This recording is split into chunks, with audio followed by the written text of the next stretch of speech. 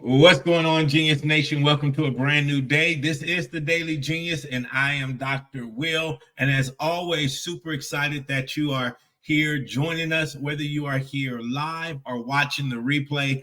Always super excited that you are here on this journey with us. This is episode 131 of the Daily Genius. We've been doing this for 131 days straight, where I'm coming to you with 365 videos to help you become a better version of yourself and to create a life that you love. If that sounds like you and you are watching this outside of our private Facebook group, I welcome you to join us in Genius Nation. There is a link in the description for you to join us. It's a private Facebook group, over 1,000 individuals that are committed to becoming a better version of themselves and creating a life that they love. And what we want to do is just give you tips, tools, strategies, and ways that you can become a better version of yourself. So if that sounds like you, in the description, go ahead and click that Genius Nation link and become a part of the Genius Nation family. All right. So on Tuesdays, what I like to do is share with you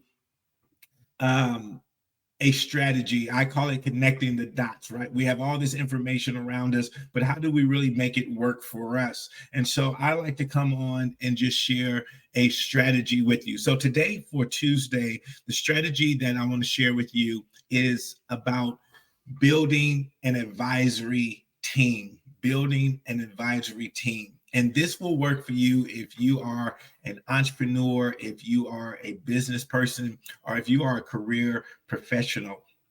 Having an advisory team is so invaluable. I can't tell you how valuable it is. So let me give you the framework of what an advisory team should look like. So first of all, one of the first steps is you getting crystal clear on what you want to accomplish. What do you want to accomplish? What do you want to build? How do you want to grow? How do you want to progress? If you are a career professional, you want to get crystal clear on that, because that's going to help you select who's going to be on your advisory team. So once you get crystal clear on what you want to accomplish, I want you to then jot down some notes around some ideas that you have and some goals that you have that you feel as though will help you achieve that. Whatever it is that you're trying to achieve, whatever it is that you're trying to build, whatever career that you're trying to achieve, write some ideas around it, write some goals around it.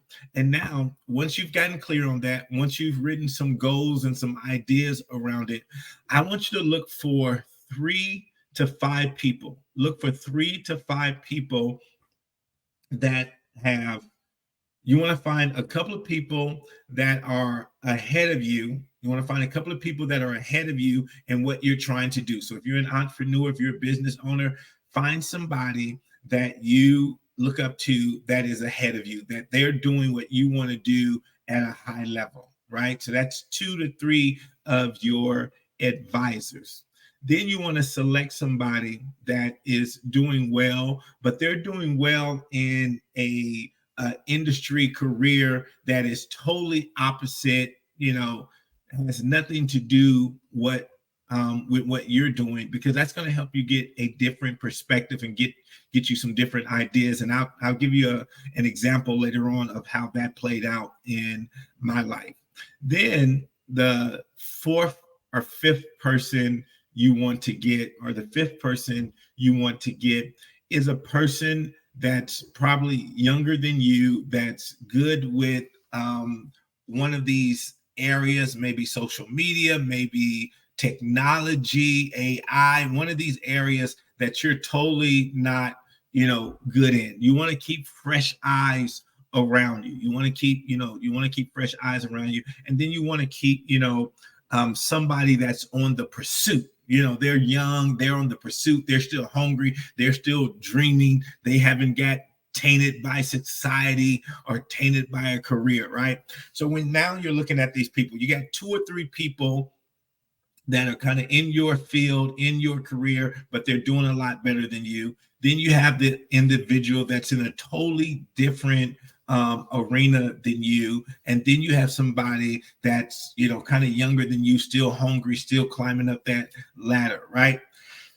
You're then going to reach out to these individuals and let them know, hey, this is what I want to do. This is what I'm trying to accomplish. This is where I want my career to go.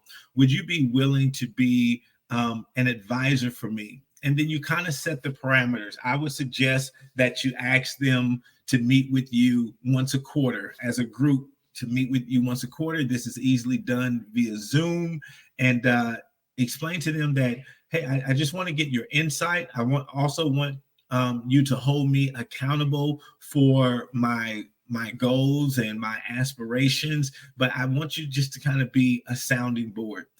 You'll be amazed at how willing people are to help you once you're clear and once you have jotted down some ideas as well.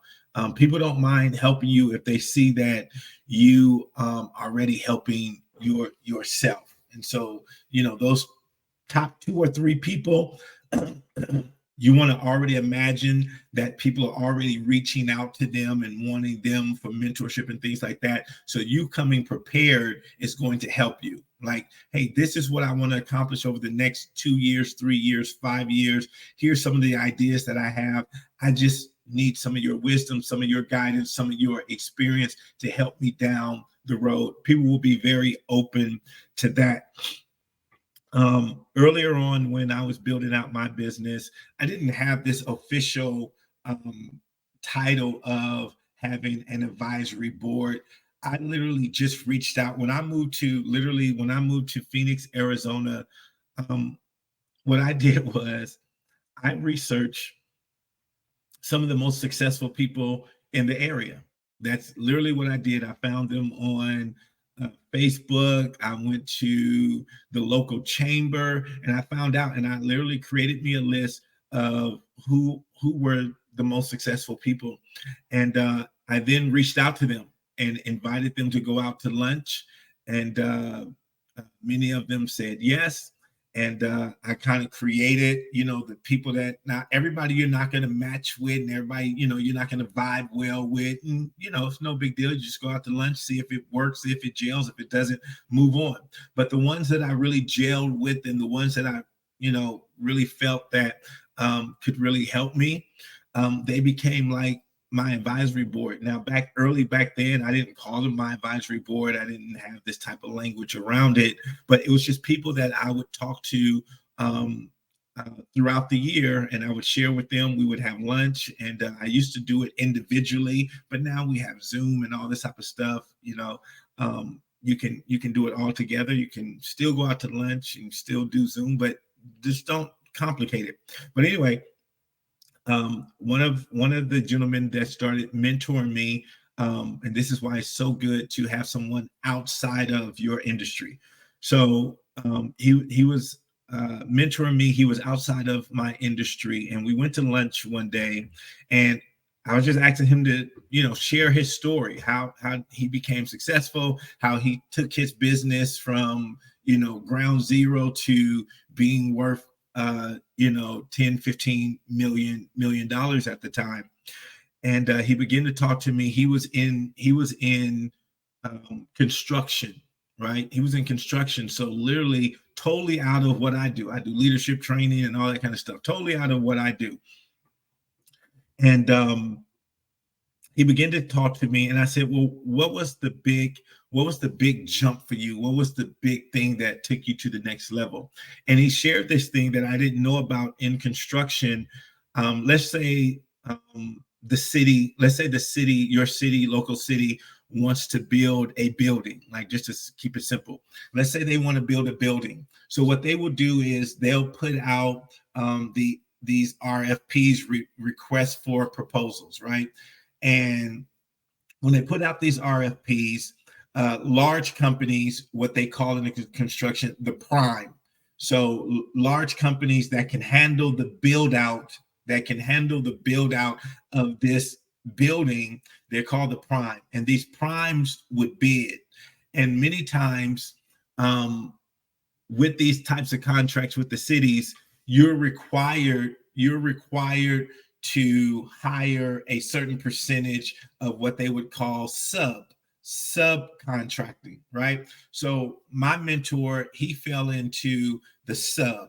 So there would be the prime, which would be the big company, but then the big company would hire smaller companies to do jobs that the bigger company didn't want to do, or they didn't have a specialized skill, right? So as we're at the table and he's sharing this with me, the idea came to me. I said, man, I wonder if this could work in the training arena, if this could work in the training arena. And I just started thinking about it like, okay, because on the training side, companies did the same thing. They would hire large training companies. But I was wondering, what if, they still had some jobs that this big training company didn't have a particular skill set for, or they just didn't really want to do it. So I was wondering, would this work? And so I left that meeting and I was thinking about it. And earlier that year, I had an opportunity to meet a gentleman by the name of Ken Blanchard. I don't know if you guys are familiar with Ken Blanchard, but he's big in the training arena. He's written a lot of books around that, and he has the Ken Blanchard Training Company. And so, because I had developed a relationship with Ken Blanchard, I reached out to Ken, and I had this conversation with him, and I said, "Hey, listen, I'm a small business." He knew I'm a small business, but I'm also a veteran-owned business. So the government has a certain amount of contracts that they give to veteran businesses that they give to minority-owned businesses. A lot of times, though, when you're bidding for these companies, your company at the time may just be too small to handle that. So if it's a company that has let's say 700 employees and they want to do assessments and things like that. So I knew Ken's company could handle things like that. Long story short, I ended up making a deal with Ken where I would bid for companies, I would bid for jobs, and if the job was a little bit too big, I could then let them know that I had partnered with the Ken Blanchard company, and anything that our company couldn't handle, Ken Blanchard's company would take over, and then we would split the revenue.